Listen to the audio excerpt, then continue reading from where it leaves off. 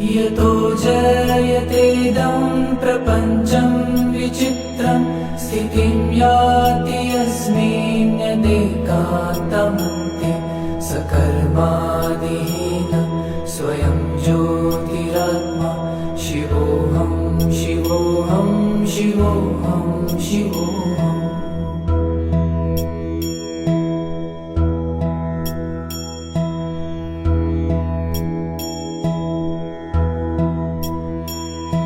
महादेव शम्भो गिरीश त्रिशूलं स्त्वयिदं समस्तं विभाति तस्मात् शिवदान्यथा दैवतं नाभिजाने शिवोऽहं शिवोऽहं शिवोऽहं शिवोऽहम्।